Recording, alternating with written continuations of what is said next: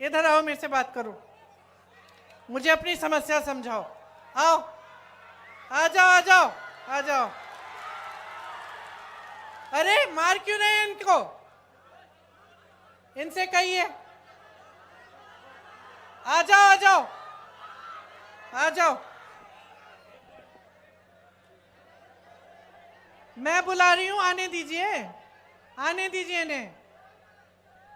आ जाओ बेटा।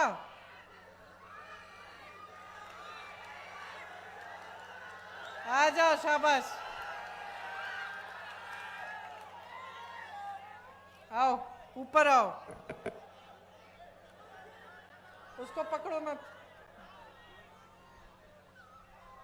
अरे कुछ नहीं, आने।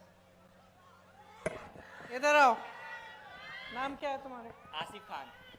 ये देखो, ये है आसिफ, ये बिहार का नौजवान है। लड़ लड़ के वहां से आया मुझे अपनी समस्या बताने के लिए। ये है बिहार का नौजवान जो अपने अस्तित्व को समझता है, अपने अधिकारों को समझता है, जो लड़ता है अपने अधिकारों के लिए, जो समझ रहा है कि इसके साथ क्या हो रहा है आज।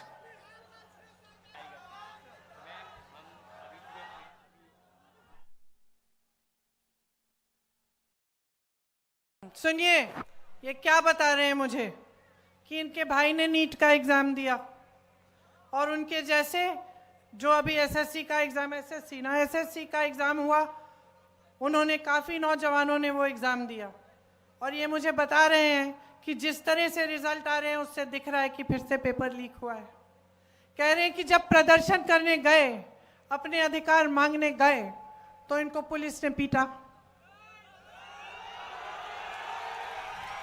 कि प्रशासन ने दबाने की कोशिश की। जैसे यहाँ पे जब अपनी बात करने लगे तो आपने इनको रोका। पुलिस वाले मेरे साथी हैं। आपकी गलती नहीं है, आपकी गलती नहीं है, आप अपनी ड्यूटी कर रहे हैं। आपको बताया गया है कि आपकी ड्यूटी जनता की आवाज को दबाना है, ये बताया गया है। क्योंकि आपकी सरकार है वो ऐसी सरकार है जो जनता की आवाज सुनना नहीं चाहती है। मैं आपको एक बात बताना चाहती हूं, मेरे बचपन की बात है। मेरे पिताजी प्रधानमंत्री थे, मैं उनके साथ अमेठी गई। अमेठी उनका संसदीय क्षेत्र था। बैठ जाइए आप।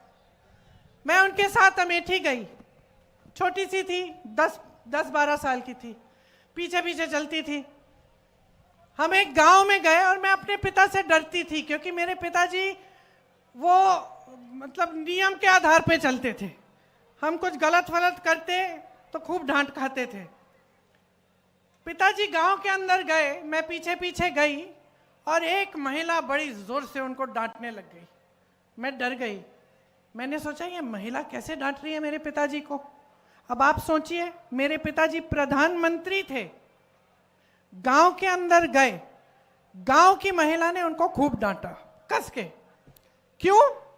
क्योंकि भैया तुम 7 महीने पहले आए थे, तुमने हमें कहा था कि यहाँ पे नल लगवाओगे। 7 महीने निकल गए हैं, तुम हमारे सांसद हो, तुम प्रधानमंत्री हो, अभी तक तुमने नल नहीं लगवाया। डांटा उन्होंने। तो मैंने सोचा, मैं छोटी सी थी, मैंने सोचा तो भैया अब तो पिताजी डांटेंगे, तो मैं और डर गई।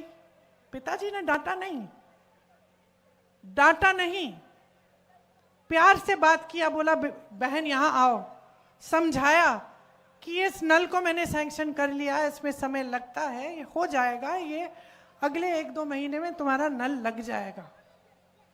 जब हम गाड़ी में बैठे, मैंने पिताजी से पूछा कि पिताजी तुम्हें इस गांव की महिला ने बहुत डांटा, आपको गुस्सा नहीं लगा, गुस्सा नहीं चढ़ा?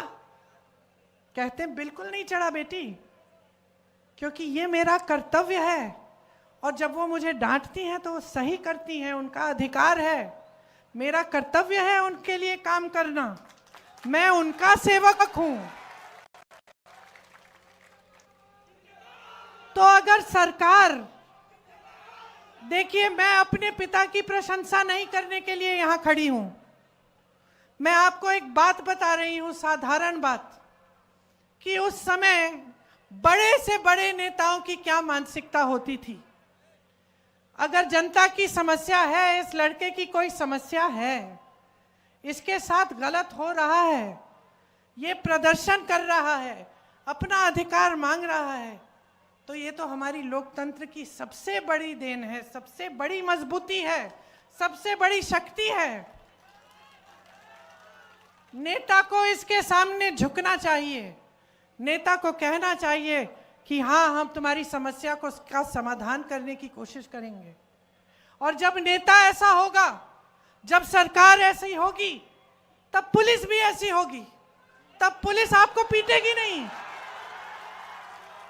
तब पुलिस और प्रशासन भी आपको पीटेंगे नहीं, वो करने देंगे प्रदर्शन, खड़े रहेंगे। आप अपना प्रदर्शन करेंगे, वो खड़े रहेंगे, आप प्रदर्शन करके घर चले जाएंगे।